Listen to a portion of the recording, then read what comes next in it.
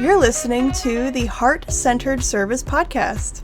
A podcast to help freelancers create the lifestyle of their dreams while doing work that brings them purpose. I'm your host, Francesca Mamlin. And I'm your other host, Krista Aoki. Each week, we'll release new episodes with tips and personal stories for online service-based entrepreneurs. We hope you enjoy.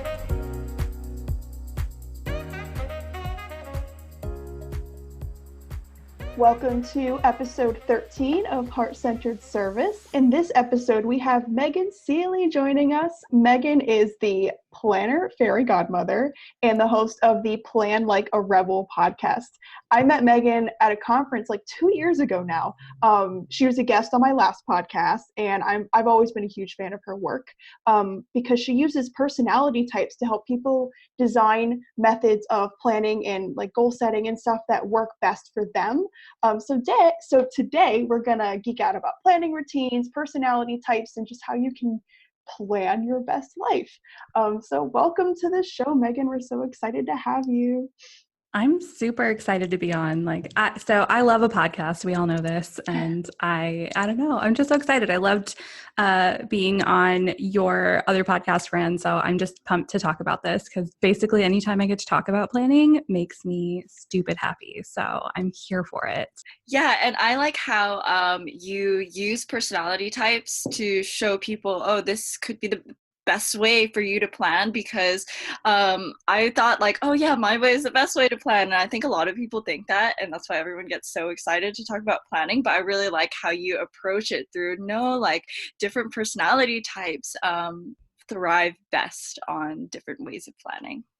Yeah, they absolutely do, and it's been kind of a process to get it there, because there's so many different frameworks that you can kind of pull from. And I feel like everybody has their own favorite like personality framework. So I know like the Enneagram is a big deal right now, or like Myers-Briggs, or I used Gretchen Rubin's 4 Tendencies for a long time. And like, I just have found that none of those really tell the whole story when it comes to planning. So I made my own. That's so cool. Yeah. And I've really enjoyed watching that progression.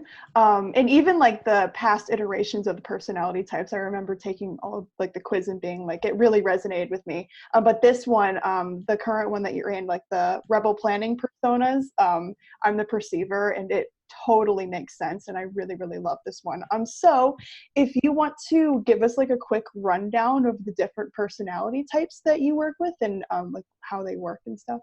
Yeah, so I've got 3 different, I call them rebel planning personas, just because it's not enough to just be a rebel, but it's a little bit like, okay, so you're a rebel, but rebels aren't the same either. So it's really just like a subsect of people. So I've got strategists, who are my kind of control freaks. Like they're the micromanagers, they're the overschedulers.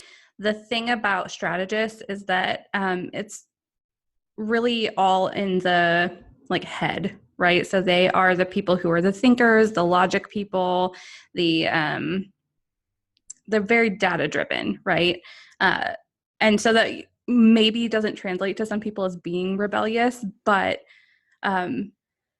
it's less about them being rebellious, and it's more about the fact that the way that they can plan is almost like rebelling against themselves, if that makes sense. So strategist, I have a plan like a rebel approach. So theirs is to KISS. So like they're all like little stupid acronyms like that, but I love them. And it means keep it simple strategist. So because the strategists are the overcomplicators of the rebels, they really need to focus on keeping it simple. And so a lot of people will then recommend that they delegate tasks, but I'm actually not asking them to do that. It's really going with what they need.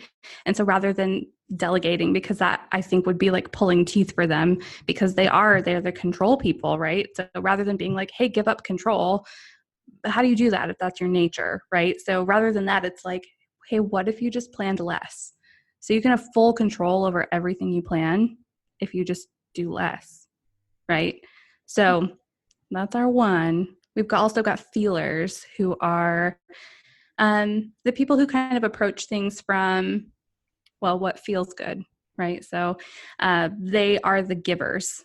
They give their energy, they give their time, they are the yes people, they're the people pleasers, and that's a huge bummer for them because then they don't have time for things in their business or in their life or really anything that they want to do for themselves, and they feel like it's almost impossible to get time with themselves. So their plan like a rebel approach is to PYT, which is to protect your time, right? Because the natural tendency is to give it away.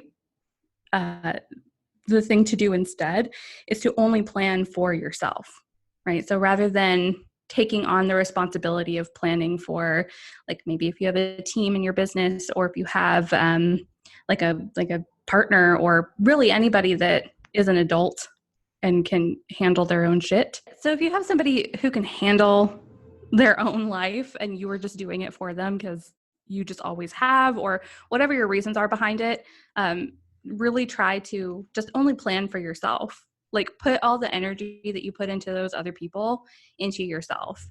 And then what will happen is it'll be really difficult for a little while people adjust, but they will adjust. And then you will have protected your time, right? So that's number 2. Number 3 is a perceiver, Fran, which you said you were. Krista, I don't know if you found out what you are. No, not yet. But I'm really resonating with the feelers.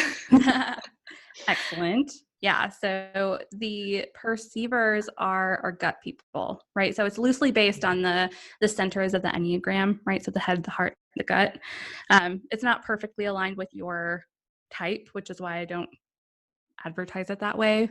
But in general, head, heart, gut. So perceivers are our gut people. They're the people who are just like, I just know what feels good. I just know what I need to be doing next, and I'm just going to do it. Like they take into account how they feel. They take into account the facts and the logic. However, at the end of the day, they will go against both of those things if their gut is like, yeah, like that makes sense, but that's not what I need to be doing. Like there's just something intrinsic in them about it. And so for them, these are my people who, and I just said this before we hit record, but are the most rebellious rebels, the most rebellious rebels, because you almost are fighting like external and internal stuff when you're planning, right? Because you can get yourself into the spot where you're rebelling against your own self too.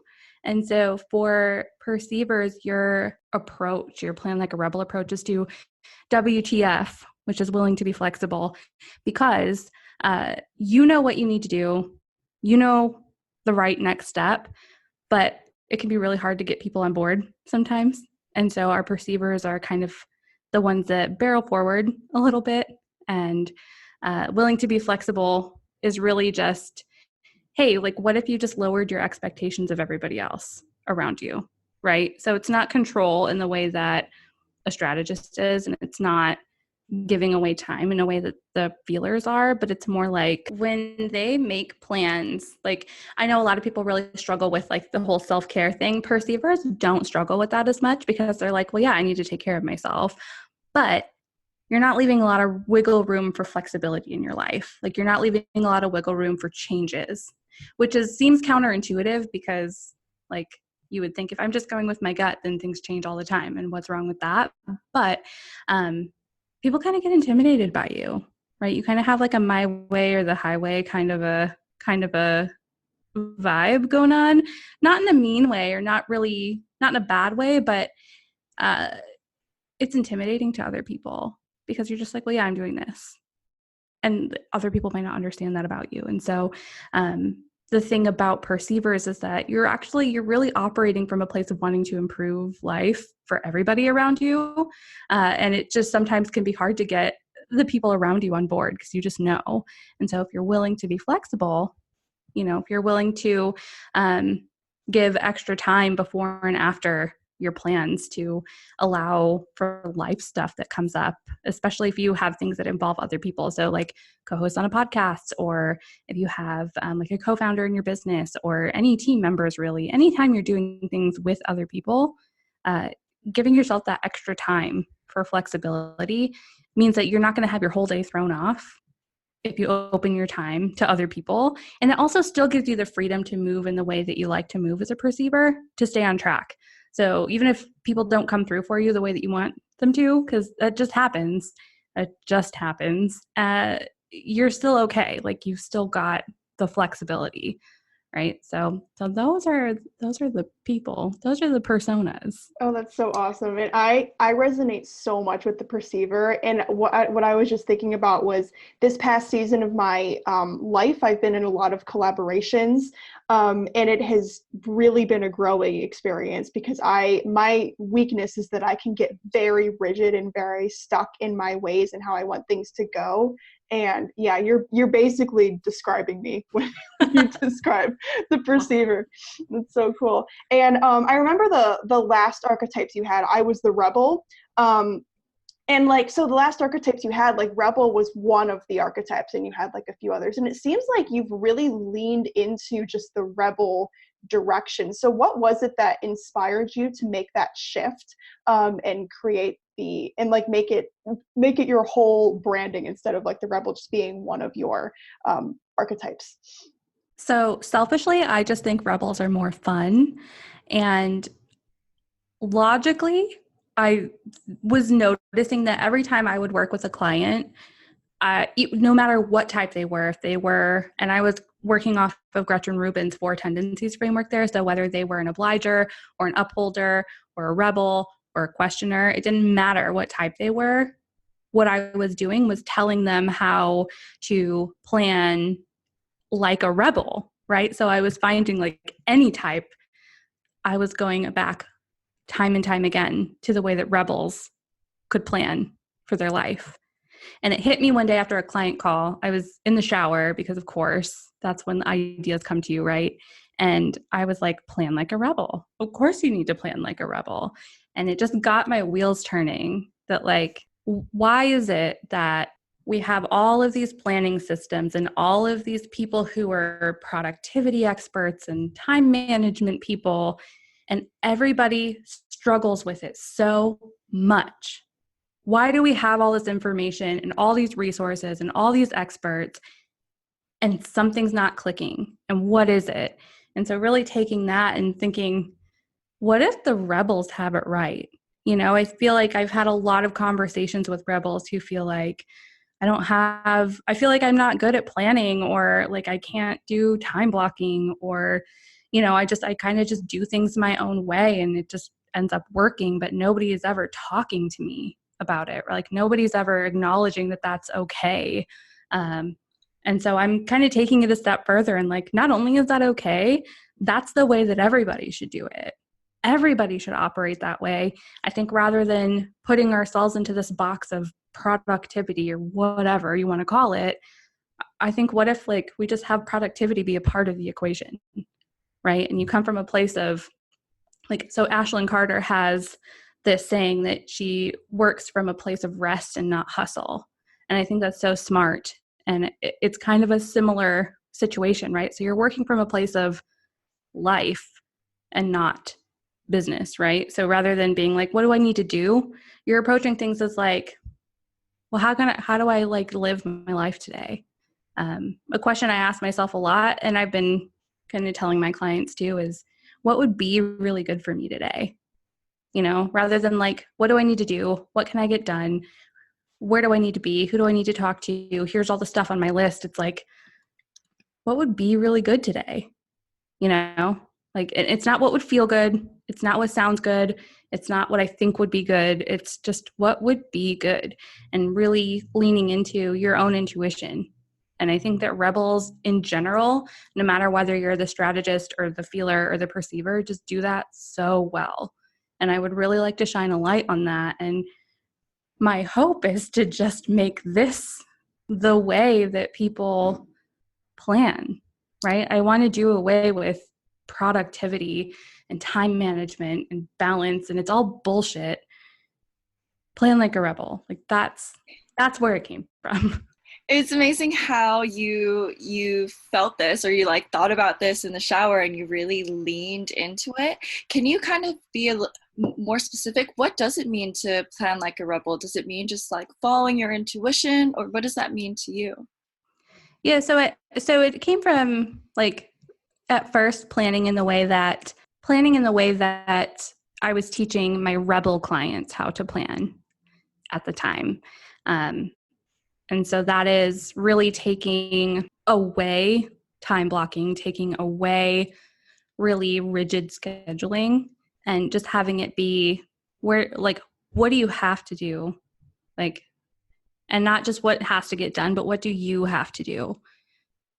Which is, I think, something that we could all stand to ask ourselves, because I think that we sometimes do things because we've just always done them, and maybe we don't have to do them anymore. So what if we could get some of that stuff off of our plate?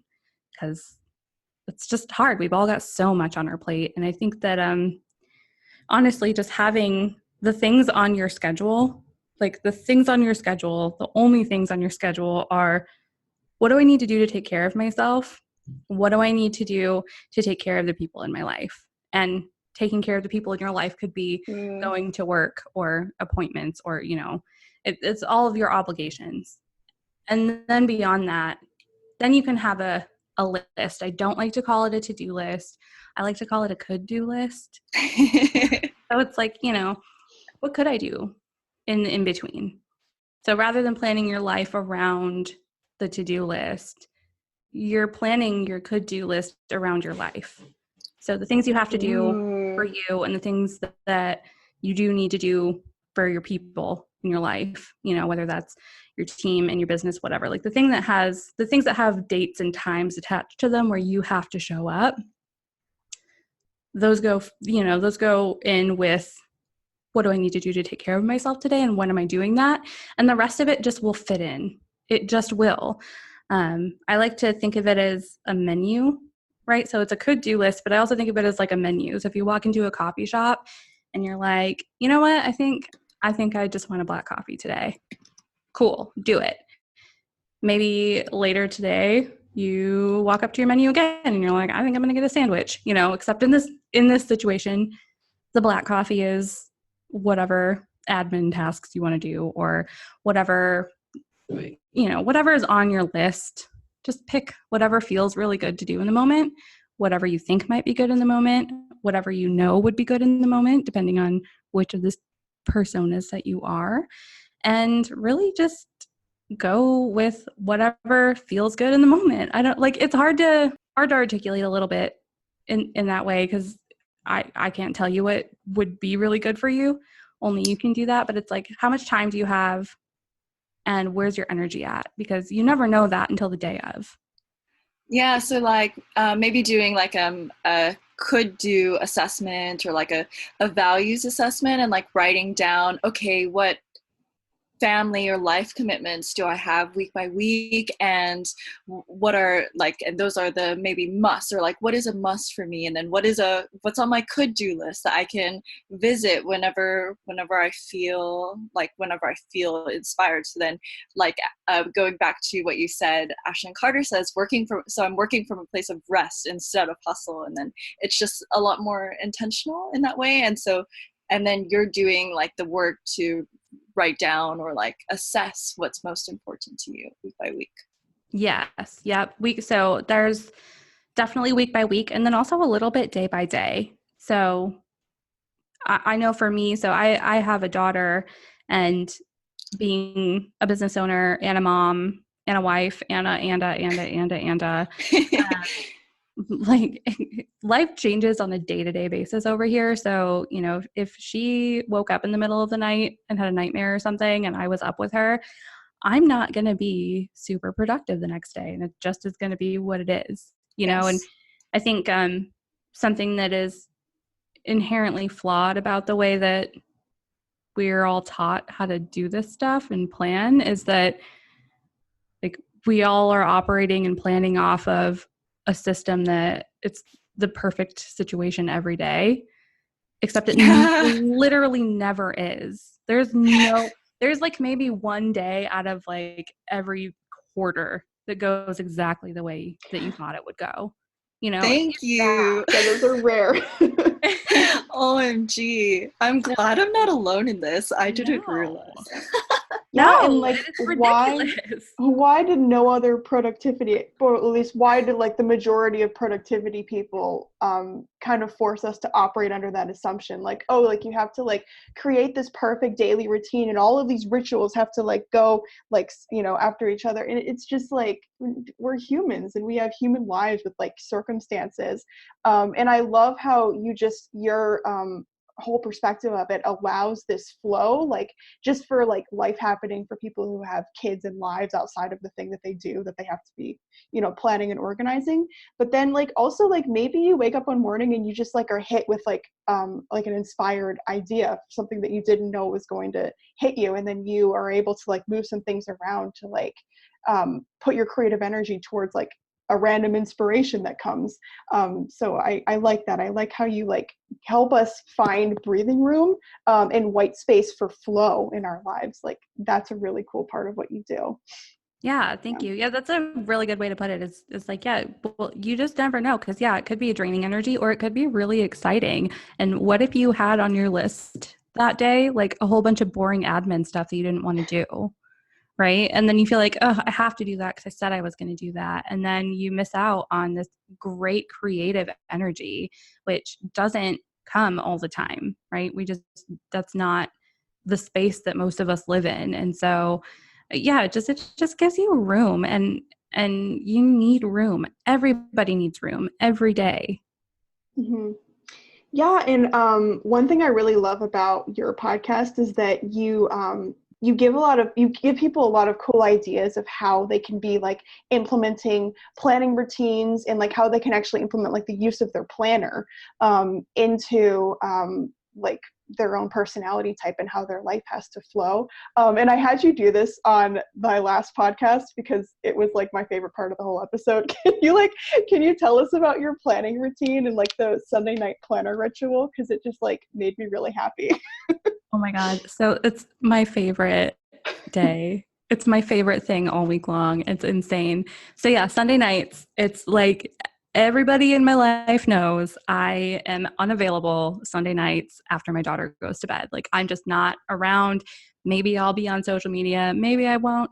Who knows? But I'm planning. I've been doing stories on it too. So like kind of letting people in on what I'm doing as I'm doing it. And I've been getting a lot of really good feedback on that. But yeah, no, I start with a glass of wine because duh.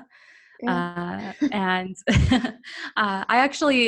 I pour my wine, and I actually have started doing what I'm just calling it all Sunday prep, right? So I clean the whole first floor of my house, which is tiring, but really worth it, because Monday morning when things get really hectic as we're trying to get out the door, I don't have to worry about the state of my house, and like everything's ready, and I can just go and feel like really good in that really clean, fresh start of the week energy. So that has been a really big thing. So just really cleaning and getting everything ready for Monday morning. And then I take my wine and I go to my office. I turn on Hallmark movies or true crime documentaries. It really just depends on the mood. And I just sit and I plan, and I start with a CEO report. I know you guys know all about those, and I dig it all. So I start with a CEO report, and I check in before I do any planning, before I do anything. I really just check in with what I do, and what's gone on over the past week, and where I'm at, and how do I feel, and like, am I living in my truth? And like, what did I learn? What's on my mind? You know, what did I accomplish? There's a lot of just questions that make me reflect on the past week. And I found that by doing that before I plan anything, it really gives me a good perspective going into the next week, because I don't know about you guys, but when I'm up in my head too much and then I sit down to plan, I just get really overwhelmed, because I'm like, oh my God, I've got all this stuff I need to do. I don't know where anything's at. How much money do I need to make this week? What's going on? Oh my God, did this get scheduled? Did I forget this? And I get into this kind of a frantic mood. And I found that by doing the CEO report, it just completely takes all that away. So I can then take my fresh brain into my planner. And I know I'm not going to overschedule myself. And I know that, like I'm going into my planning session with intentions to learn something, because I'm always just trying to learn things. That's just my jam. But also like not worrying so much. And I think that helps a lot. And so, yeah, I just sit and I go ahead and I plan, which looks like opening up like 50 million tabs and checking in on where do I need to be for the week. So like Facebook events and Google Calendar, Asana for a couple of things, look at my emails, I check my texts, I check like my purse just in case I missed like an appointment card or something. And I really just go through and I kind of aggregate, where do I need to be? When do I need to be places? Oh, acuity is a big one, because I need to know where I need, like, when do I need to be on a call? Because I have to show up for those. And I get all that kind of on my monthly calendar view, just so I can see it all in one spot. I'm a little bit funky though. So I do this and then I redo it. So I have like my monthly calendar in my planner. I have a monthly wall calendar situation going on. It's like a whole big dashboard. And I actually put all of those things in both places. So one is just so if I'm just looking in my planner, I can see where I have to be. But on the dashboard, I also put things like content and social media and like a general to-do for the month. And so like that helps me too when I'm scheduling stuff or saying yes. It helps me be really intentional about like, this is the big list of stuff I have to do this month. This is what I've already got going on. Do I feel like I can say yes to this and be able to put my best foot forward with it? So that's like a really big thing. And I kind of just like take it smaller and smaller and smaller from there. So I'll make sure that on the day itself, where I need to be gets into my planner. And then I go ahead and make a to-do list, my could-do list. It's so hard to rewrite calling it a to-do list, even though I say that I do. It's the worst name for it too. Like it's awful. Yeah. It's just awful. But I honestly, I put my list on a Post-it pad. So they have these like big long ones that they say to-do list on them, but they have lines and check boxes and stuff.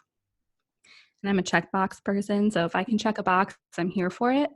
And I write my to-do list down on that. And then it just like sticks on Monday. And I can just decide Monday morning, like, all right, what am I going to do off of this list? Check, check, check. Cool. And then it just moves day by day throughout my planner. And I could just like check things off there. And it just feels really good. So like my planning is actually really minimal, which is not what you would expect, I don't think, but that's how rebels plan. Minimal planning. It's the best. I love it. I love how, like, I'm just so obsessed with the fact that you just have like a time blocked out Sunday night when you just like get everything together.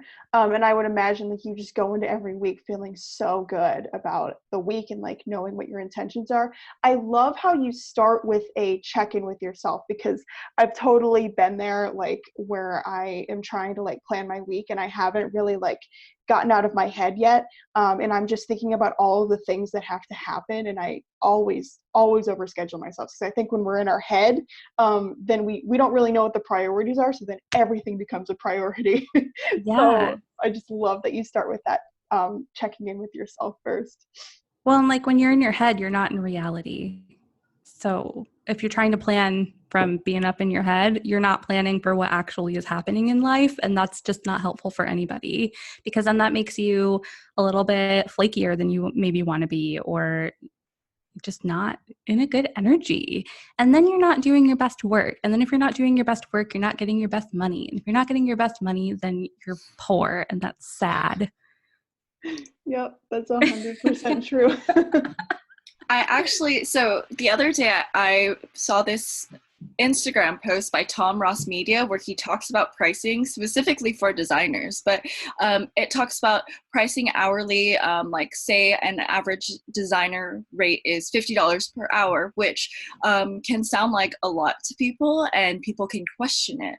But then that price point doesn't account for, one, the designer's education, two, the non-design tasks that designers are doing, because we're doing more than just producing deliverables. We're also working on our marketing, improving our skills.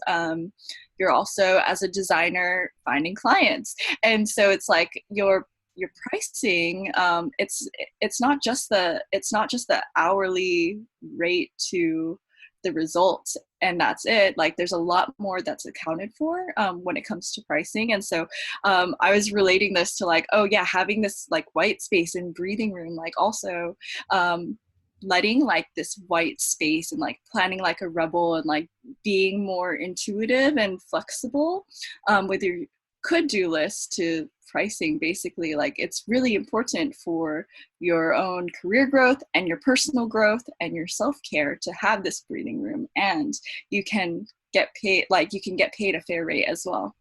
Yeah, that's super smart. I saw something that was like, you're not paying for 30, like when you're paying a designer, yeah, you're not paying for the time, you're paying for the years. Right. Yeah. So like all of the stuff that goes into what you guys do. And I think it's just something that's not really well known, unfortunately. I think that's changing, I hope. Hopefully. Yeah, I think so. It's just, I guess, talking about it and like kind of retraining our brains, just like you're retraining people's brains by saying like, yeah, we plan for the perfect days, but how often does that happen? So I think the pricing discussion is also just retraining the brain and like, yeah, seeing it from different perspectives. Yeah, absolutely. And I think like that's also something you want to think about when you're actually like planning out your week, because like what kinds of things need to get done this week? Like, do you have a lot of like client projects that need to be delivered? Or is this a week when you can like really focus on admin and marketing and like some of the other tasks? Like, I think checking in with your week and like setting an intention of like what the week is going to mean, like that is a practice that can like help your business really move forward. Because everybody listening to this podcast is a business owner with like a lot of stuff on their plate. So we have to know what things are going to be a priority. And one of my favorite things that I heard about balance is that like balance is, I think it was actually Sheila Joy, who of past podcast episode guest, who said this on her Instagram. Balance isn't about like doing everything perfectly all the time. It's about prioritizing one thing and then prioritizing another thing, like just like swishing between your priorities, if that makes sense. And yeah, because when you have all the plates in the air, like you can't have them all spinning at the same time. Or I mean, like you can't keep them going. Like there's just not enough hands and time and energy for it. I was trying to go with like a super cool analogy, but that just did not land, and that's okay. But yeah, no, that's absolutely how I feel about balance as well. Like it's like when you're riding a bike, right? You start leaning one way and you have to correct and get up, and then you start leaning another and you have to correct and get up, and it's just how you do. That's just life. Yeah, absolutely. That's totally fine. I feel like we're kind of trained to think that like if we start to like lean one direction or start to kind of fall over a little bit, that's wrong. But like no, like that's just a part of life, and you just have to lean the other way. You don't have to make a big thing about it. Right. It's life. So yeah, like when it comes to like putting together a planning ritual, like what are the main elements that somebody can focus on if they want to do this themselves, if they want to like have a Sunday night planning ritual? Like what's the skeleton that they can build off of, and how can they plan it? How can they create one just for their own personal like needs? So I think first, like make it fun. So make sure you do something while you're planning that kind of activates that happy part of your brain. Right. So like for me, it's a wine and whatever I'm watching. And that just is like, oh yeah, like to me, like wine and watching TV is a relaxing activity. And so when I pair that with planning, it just tells my brain, yo, like this is great. This is a good time. And so I think rather than a lot of people maybe I think sit down and they're like, I am planning now. You know, you're already bringing that weird energy into it, and then it's just not going to feel good, and you're not going to want to do it again. Or you'll do it, you'll trudge through it, and you'll thank yourself for it, but you're not going to go back and do it again.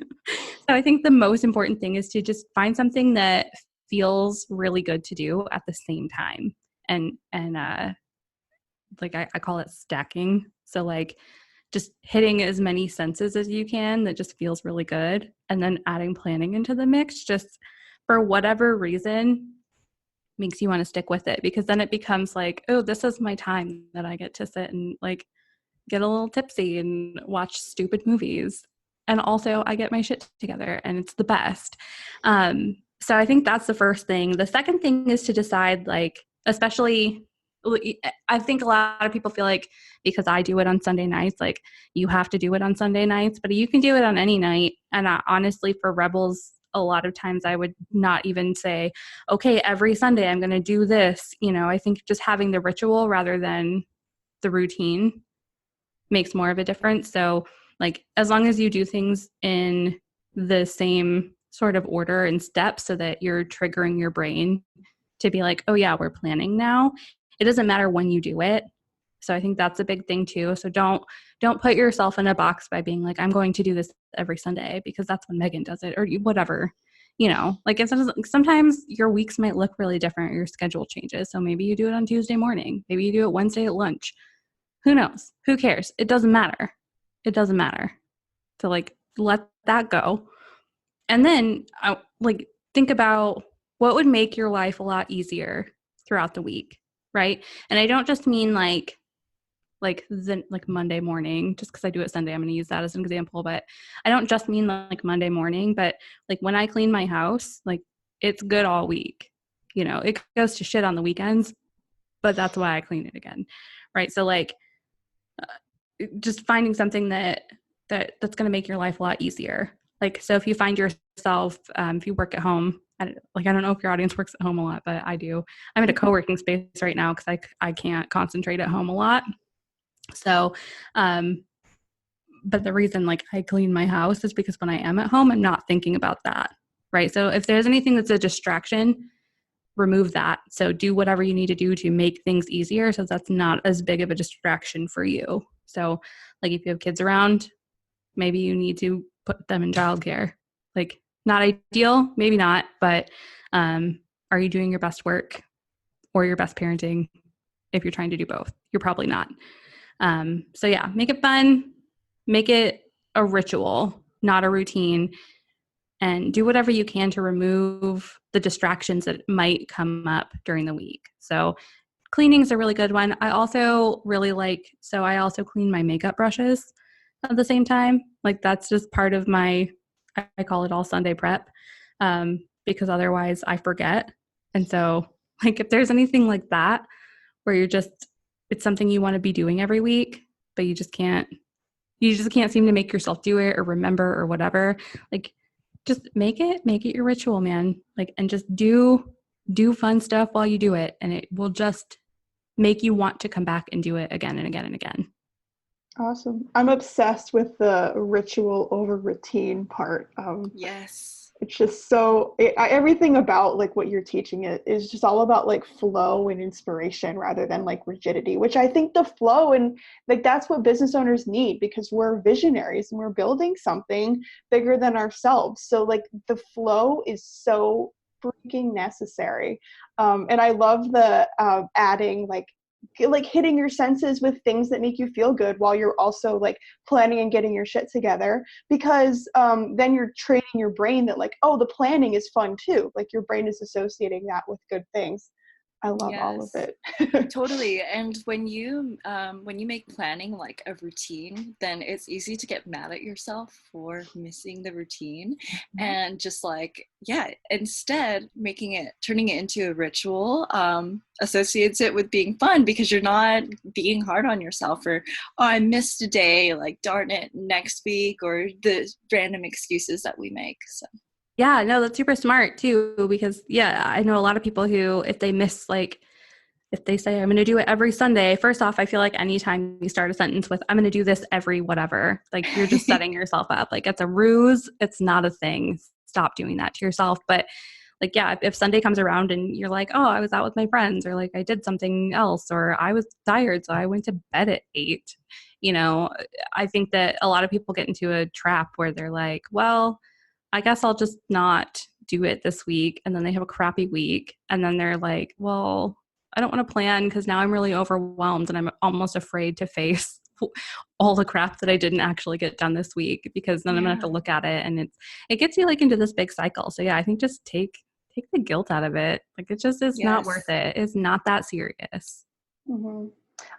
I think the key is to like always push yourself to go through that process. I'm talking about like the planning ritual thing, whether you get to it like on a Sunday or Monday or Tuesday or whatever, like make yourself go through that a few times, and then you'll start to see the results that it brings into your life. Because after the last time you were on my podcast, I kind of got really serious about doing the like weekly planning routine, and it is so helpful for me in the way that I move through my life and my business, that like I prioritize it. Even if I don't get to it Sunday night, I'm like, oh, so like this is what I'm doing Monday morning, because I know that it's important to like everything else happening. So I think the key is like just to make yourself do it a few times, because then you will recognize the results that it can bring. Another thing I wanted to ask you is about goal setting and like the rebellious approach to goal setting, because that's a huge pain point for any business owner, really any person who is trying to like better their lives in any way. Like you set goals and then like maybe you put a date on them, and then you don't end up following through with them, and then you get really like weary about setting more goals. So like what's your perspective on the whole goal setting thing? How do you approach it? What advice do you have, etc.? Oh man. Okay. So admittedly, my approach used to be very like, okay, what do you want your goal to be? And then break it down, and then break it down again, and then put it on the calendar, and then just do it. Because that's what had worked for me in the past, but that doesn't work for a lot of people, most people. And so I actually am like, you know what? I really approach it really similarly. So for each of my rebel planning personas, it's a little bit different, right? So it's not the same. It's just not the same. So for Strategist, you're still going to keep it simple. You're still following that KISS. So like with any of my products or anything that I'm doing, if you're a strategist, you're always going to try to keep it simple. If you are a feeler, you're always going to protect your time. And if you're a perceiver, you're always going to do the willing to be flexible thing. And so in the context of goals, so for strategist and goal setting, their strategy is going to be anchored around simple self-care activities, setting fewer goals, and then rolling with life's punches. So it's less about what are all the things I want to accomplish, and it's more about how do I accomplish the things that I can accomplish really well. So like simple self-care, strategists, like you struggle with that, man. You make it stupid complicated, and I don't know why. But it's like, self-care is really can be really simple. And for strategists, a lot of times their goals are around self-care are like, I'm going to have this whole like nightly thing that I do where like, I'm going to journal for 5 minutes, and I'm going to do this, and I'm going to do that. And then I'm going to like, in the morning, I'm going to go for a run, and I'm going to meditate. I'm going to do this. And it's like, they try to add all that stuff in all at once. And then it's overwhelming, and there's no really good system for them. And so then it just fails, and then they feel like they can't take care of themselves. Like they're very all or nothing kind of people. And so simple self-care activities. And I mean, like, you're not changing your bedtime. You're not adding anything. You're just like figuring out how you can do what you already do, just better. So that's part of it. Also just setting fewer goals, right? So from earlier, we talked about how strategists need to plan less. And so you're setting fewer goals. So it's like really mirroring that, and then really learning how to roll with the punches, right? Like you can't plan your way out of the internet going down. You can't plan your way out of like, I don't know, being sick. Like you can't plan for that. And so really just taking you through the process of like from the inside out, like who am I? What do I want? Where have I been? Where am I going? How am I going to get there? With those three things in mind. And so for feelers, again, it's really similar to the Plan Like a Rebel approach. It's the PYT thing. So they are actually going to focus on selfish self-care. So not simple self-care, but selfish self-care. So things that are just for you and not for the benefit of anybody else, right? Because I think it's really easy for feelers and a lot of people who are identifying as people pleasers to be like, well, maybe I can figure out when I can go for a run, because if I go for a run, then I feel happy. And if I feel happy, then I can like show up in this way for people that I love, which is fine and dandy, but that doesn't actually address what you want to do or why you want to do it. And so selfish self-care, setting and enforcing boundaries, right? So around your goals, because it is not about the Benjamins. It is about you. And then also regularly checking in with your needs. So part of that is like really putting in checkpoints along the way for yourself, like in your planner, like a month at a time, like a month ahead of time, you're going to already put a little appointment with yourself to check in and be like, how do I feel about this? Is this still working? What's going on? And then for perceivers, again, it's so similar. So my whole goal with my business is to really just be like, I'm going to drill in these Plan Like a Rebel approach into these people for everything, because that's how you need to do life, guys. I don't know why I know that, but I just do. And so for perceivers, you're also setting fewer goals because you do end up getting into that really rigid place. And so if you just set fewer, you can just lean into the natural tendency you have to just like get rigid, like do you, boo, but like just do less of it so you don't feel like you're failing all the time. Giving yourself more time than you think you need, right? Because that happens a lot too, and that really ties in with setting fewer goals. And then also regularly checking in with the people that matter the most to you, because like you're more than your business, you're more than money, you're more than all of these different things that you are to other people in your life. And so just really checking in with people and just having time with them, right? So getting out of your own headspace and getting out of your own bubble and just being like, hey, let's go grab coffee because we can. And that's how we do it. I love it. And we'll put a link to your quiz in the show notes. Anyone listening, I highly, highly encourage you to take the quiz, because she gives you your archetype and then a bunch of really cool tips on how you can plan and stuff. So definitely check that out. You may even know who you are based on listening to this episode already, likely. But yeah, thank you so much for taking the time to be on the podcast and share your planning wisdom. This is an area of life that pretty much every business owner can improve in. So we really appreciate you being here. Where can they go to, where can our listeners go to learn more about you and connect with you? So my website is, it's thegoaldesigner.com, GOAL. Still haven't gotten that domain back. God, no, I have not. This has been a thing since I met Fran. But so somebody owns goaldesigner.com. It's just an empty WordPress.com website that just has the default blog template parked on it.